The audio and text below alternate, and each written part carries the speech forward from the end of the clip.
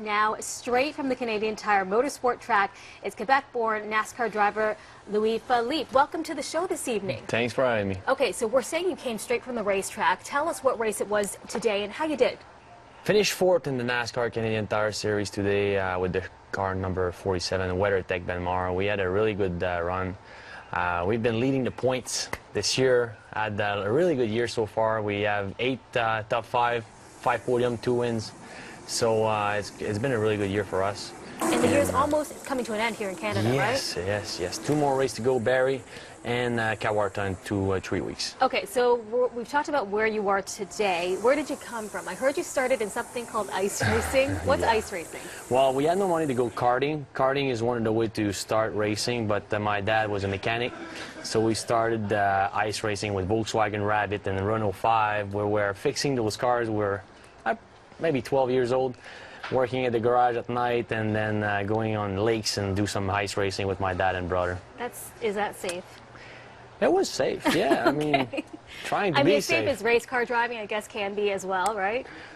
Actually, it's safer than we think. We have cage, roll bars, and then 5 points belt, really nice seats. NASCAR put a lot of emphasis on making sure the cars are safe.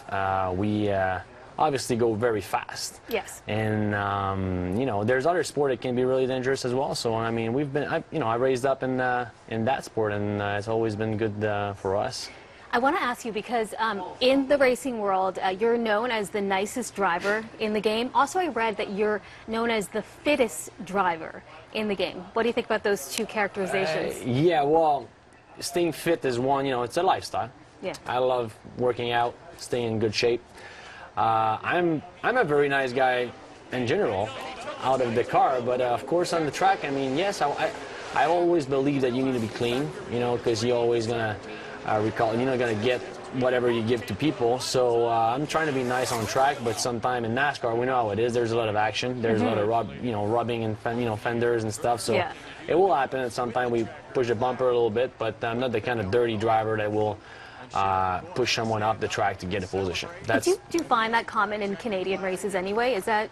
Oh, Canadian races or racing in general. Yeah. I mean, NASCAR is a show, and I think it's a part of it. And when you know the rules of the game, you play the game, it's all fine, I mean, if, I raced in endurance racing with Porsches and Ferraris, the cars are not built to be pushed and then moved around as much as we do in the NASCAR series. So it's a totally different culture. So when I race in those kind of series, then I change the chip in the computer. When I go NASCAR, then I put the NASCAR chip into it. All right, got it. Okay, I was telling you before we started that I know nothing about being a race car driver. I suspect a lot of people don't know much about being a race car driver. So if someone wants to do it, how do they know they're good at it? How do they get involved? Well, you start, if you can start with karting, it's obviously a really good thing. Afterwards, it's very expensive to go racing. Like on my end, my parents, like my dad is a gym teacher, and afterwards he became a mechanic teacher. So we worked really hard on cars, trying to, build up cars to go racing, and afterwards we had to raise money. So that's why I decided to go, in university in marketing. To get a little, more of an idea what to do to raise money, and then what the sponsor needs when you go towards to reach sponsors. So it's one thing to do. Yes, go see if you have talents and if you enjoy really the game. Afterwards, you need to be ready to put a lot of dedication into it and work very hard at it. And you need to find a sponsor to help you to go racing, like WeatherTech. And I wonder. When you prepare, do you go out to races? Do you watch them on TV? Like, how do you learn to drive better? Well, you do watch on TV some replay, or you do video as any other sports like hockey or all the other sports. They do video and they rewatch the game and then rewatch our races. We do inboard camera. We can watch what happened with the car. We do data. We do a lot of things to improve. There's a lot of technology in racing now, so we try to use everything we can to improve ourselves, the driver, and the car as well. In terms of professional athletes, I know they've got like certain lifespans. What about for a race car driver? What typically, how young to how old would you say? What do you mean, like when? That you can be in your prime.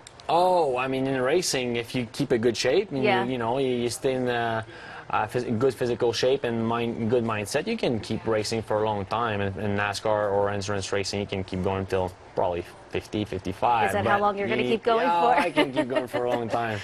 Okay, so this is an auto show. We talk a lot about cars, so we want to know what do you drive off the track? What do you have now, and maybe what do you want to drive? Oh, in the streets? Yeah. I drive a Beamer, and I do not drive fast. I mean, I'm lucky enough. I'm on the track very often, and I get to drive a lot of very nice cars as well. Because yes, we do. You know, I make my living out of racing cars, but I teach people, I coach people how to drive their car as well. So I will work with Ferraris and Porsches and all those kind of very nice cars. So I'm kind of blessed. It's a privilege for me to do that living, and then yeah. So on the street, I'm very calm and trying to be nice. But skilled.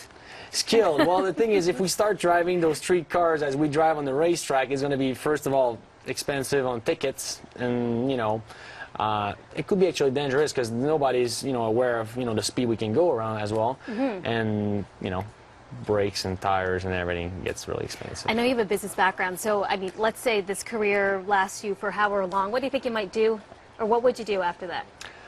Well, there's many things I can do after that. Keep coaching people, keep helping drivers, and helping developing other drivers that start their careers as well, and helping as much as I can. I mean, it's on many sides and aspect of racing, like finding sponsors and trying to really get to the top level of competition in racing is very hard. I won Canadian Championship in Formula Ford in the past. I won many races and went from Formula cars to sports cars, and then 3 years ago we started together Weather Tech, the best floor liners in the business, together, and it's been our 3rd years now together to race the full season in NASCAR Canadian Tire Series. And to get to that point, it's very hard. It's very hard to yeah, it's a business, right? to bring yourself to a level that you're the people can notice, that the sponsorship can say, hey, you know what?